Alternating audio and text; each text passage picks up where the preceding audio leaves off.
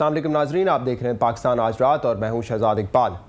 नाजरीन, पाकिस्तान की आवाम इस वक्त शदीद मुश्किल में है। जो मनाजर अभी कुछ देर पहले हमने आपको फुटेज में दिखाए उससे ज़ाहिर होता है कि जो सैलाब से तबाहकारी हुई है वो मुतासरीन जो हैं बेघर हो गए, खुले आसमान के नीचे रह रहे हैं, खाने पीने के लिए कुछ नहीं और पता नहीं कितना अरसा उनको वापस लगेगा अपने घरों में जाने के लिए। पिछले साल भी यही सैलाब था, इससे ज़्यादा बड़े पैमाने पर सैलाब आया था क्योंकि वो 3 सूबों में था और उससे भी बड़ी तबाहकारियाँ भी थी और आज तक वो मुतासरीन जो है वापस अपनी उस नॉर्मल लाइफ में नहीं आए।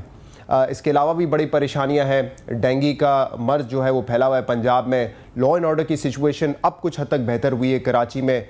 पाकिस्तान जो है वो दहशतगर्दी फेस कर रहा है बलूचिस्तान में, खैबर पख्तूनख्वा में, तो बड़े सारे चैलेंजेस हैं। माइक मुलन के स्टेटमेंट जो अब से कुछ देर पहले टेलीविजन स्क्रीन्स पर आए थे वो ये जाहिर करते हैं कि यूनाइटेड स्टेट्स का प्रेशर भी बढ़ा है कि हम शुमाली वज़ीरिस्तान में ऑपरेशन करें। इस सब परेशानी में हमारे जो सियासतदान है वो सियासत करना नहीं भूलते। बयानबाजी, इल्ज़ामात लगाना ये अभी भी जारी है और एक रिपोर्ट आपको दिखाते हैं जिसमें पिछले 2-4 दिन की कार्रवाई आपके सामने हम रखेंगे कि सियासतदानों और ख़ासतौर पे जो 2 बड़ी पार्टियां हैं वो एक दूसरे पे इल्ज़ामात लगाने से बाज नहीं आ रही। पाकिस्तान का सूबा सिंध इस वक्त सैलाब की तबाहकारियों की वजह से मफलूज हो चुका है। लाखों अफराद बारिशों और उसके नतीजे में आने वाले सैलाब के बाइस बेघर हो गए हैं। ये तो तस्वीर का एक रुख था। दूसरा रुख देखें तो ऐसा लगता है कि हमारे मुल्क के सियासतदान एक दूसरे पर इल्जाम तराशियां करने का कोई मौका हाथ से जाने नहीं देते। नवाज शरीफ ने सिंध के सैलाब से मुतासरा इलाकों के धुआंधार दौरे किए। नवाज शरीफ का कहना था कि किसी को बुरा लगता है तो 1000 बार लगे, वो पंजाब, खैबर पख्तूनख्वा और बलूचिस्तान की तरह सिंध की वकालत भी करेंगे। उन्होंने कराची की सियासी जमातों में अस्करी विंग का इल्जाम भी लगाया। सियासी पार्टी पे कहाँ, किस दुनिया में मिलिटेंट विंग्स होते हैं? यहाँ कराची में है। आइन में भी कोई होना चाहिए या सुप्रीम कोर्ट किसी तरह से इसका नोटिस ले। उनका दौरा सिंध शायद पीपल्स पार्टी के रहनुमाओं को पसंद नहीं आया, इसलिए पीपल्स पार्टी के वज़रा ने उनके दौरा सिंध को आड़े हाथों लिया। वफाकी वज़ीर इत्तलात डॉक्टर फिरदौस आशिक अवान ने मियां नवाज शरीफ पर इल्ज़ाम लगाया कि वो सिंधियों के जख्मों पर मरहम रखने के बजाय नमक पाशी कर रहे हैं। मियां साहब से हमारी इस वक्त जो तवक्कुआत हैं कि वो जब सिंध के अंदर इस वक्त दुख और मुश्किल के लम्हात में जाते हैं तो रिलीफ एफर्ट्स के लिए अपने रिसोर्स मोबिलाइजेशन के ज़रिए वहाँ जाके सिंधी बहन भाइयों के ज़ख्मों पर मरहम रखें। लेकिन जब भी वो गए हैं उन्होंने उन ऐसे स्टेटमेंट्स दी है जिससे उन्होंने उनके ज़ख्मों पर मज़ीद नमक पाशी की है। ऐसा लगता है कि सिंध के वज़ीर इत्तलात शर्जील मेमन ने भी मुस्लिम लीग नून को अपना हदफ बना रखा है। यूं तो शर्जील मेमन ने नून लीग की शान में काफ़ी गुस्ताखियां की हैं, मगर इस बार उन्होंने मुस्लिम लीग के अंदर अस्करी विंग का इंकशाफ कर दिया। पीपल्स पार्टी में कोई अस्करी विंग नहीं है क्योंकि हमारा ये कल्चर ही नहीं है। लेकिन मैं मियां नवाज शरीफ साहब के लिए ज़रूर कह सकता हूँ कि उनकी पार्टी में अस्करी विंग और अस्करी सोच मौजूद है। राजा परवेज अशरफ क्यों कर किसी से पीछे रहते, उन्होंने भी मौके की नज़ाकत से फ़ायदा उठाते हुए नवाज शरीफ के दौरे सिंध पर तनकीद कर दी। पाकिस्तान की 2 बड़ी सियासी जमातों की महाजराई तो ख़त्म होने का नाम नहीं ले रही, मगर उनके बीच मजलूम अवाम पिस रहे हैं। ज़रूरत इस अमर की है कि सियासी जमातें अपनी चपकलिश को बालाए ताख रखकर मुतासरीन की बहाली पर तवज्जो दें। कहीं ऐसा ना हो कि तारीख उनको कभी मुआफ़ न करे।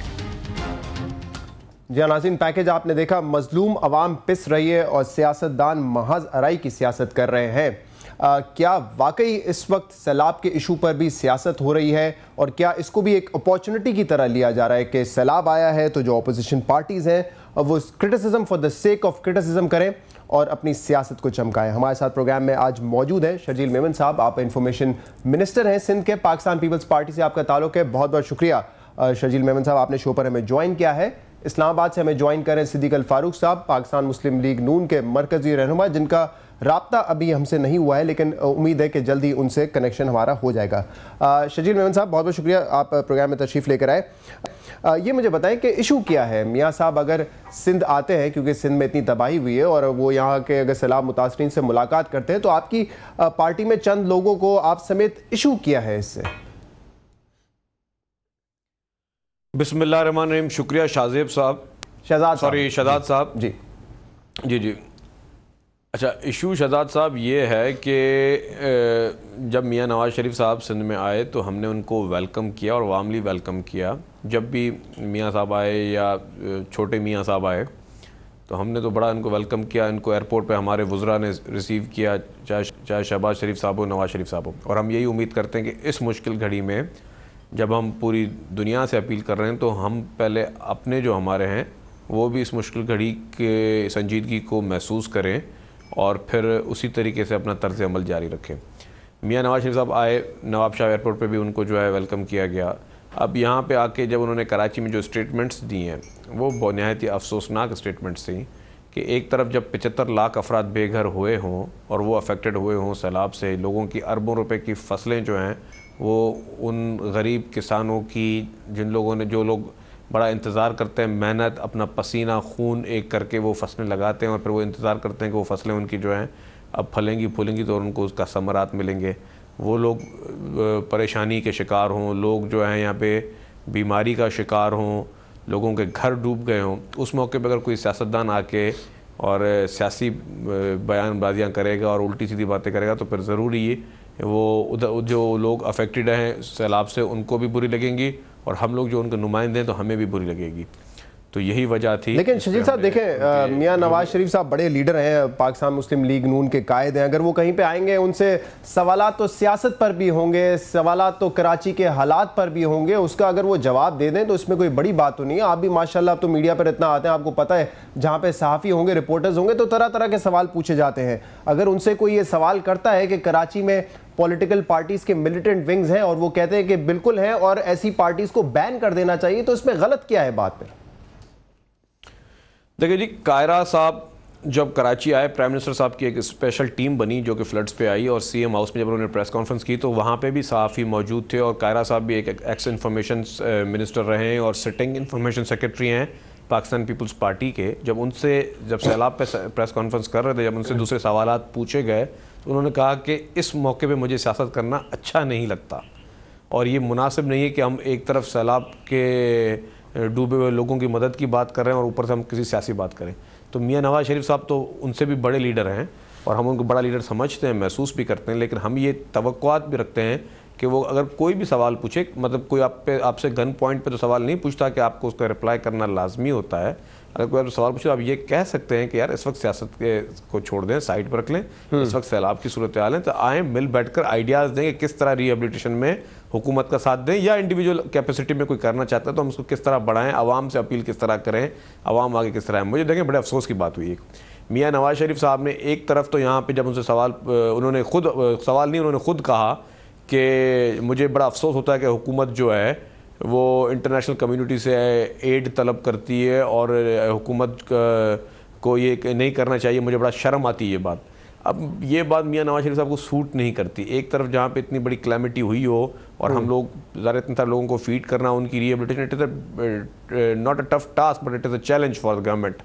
तो उस मौजू पे हमें ज़्यादा इंटरनेशनल कम्युनिटी की हेल्प की ज़रूरत है, लेकिन मियाँ नवाज शरीफ साहब को ये बात तब ख्याल नहीं आया कि तब उनको अफसोस या शर्म नहीं आई कि जब उन्होंने खुद एक मुआहदा करके इंटरनेशनल कम्युनिटी। ठीक है, इस पे हम बात करते हैं शर्जील साहब। सिद्दीक अल फारूक साहब से हमारा राब्ता कायम हो गया है और इस्लामाबाद में हमारे साथ मौजूद है। बहुत बहुत शुक्रिया और अस्सलाम वालेकुम सिद्दीक अल फारूक साहब, हमें ज्वाइन करने के लिए।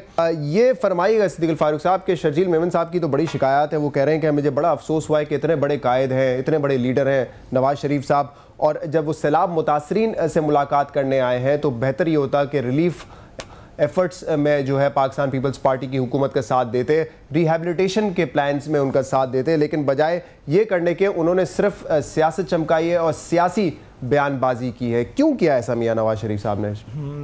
बिस्मिल्लाहिर्रहमानिर्रहीम। शहजाद साहब, शर्जील मेमन साहब की गुफ्तगू मैंने उस मौके पे सुन ली जब मेरा राब्ता कायम हो गया।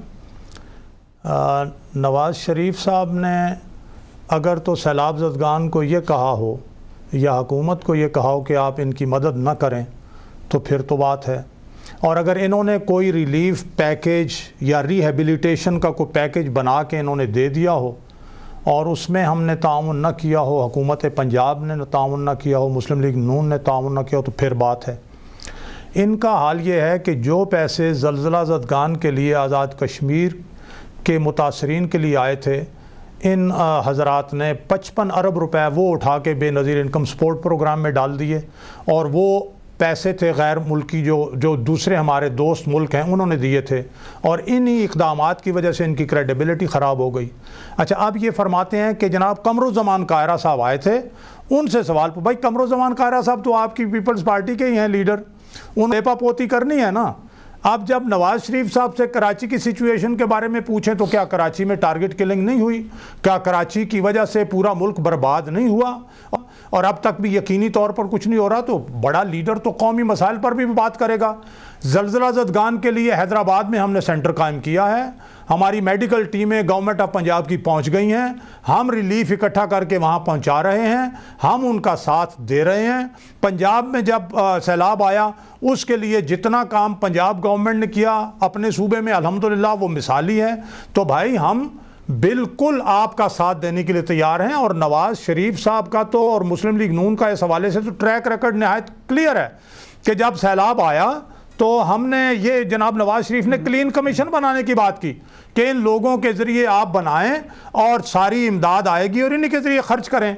और अब भी हम ये कहते हैं कि कोई ऐसा फूल प्रूफ इंतज़ाम आप बनाएं, और उस फूल प्रूफ सिस्टम के ज़रिए अगर हम सिंधी भाइयों की और बहनों की जो सैलाब में डूबे मदद ना करें तो फिर बात करें। लेकिन अगर आपकी मिनिस्ट्रियाँ अपना काम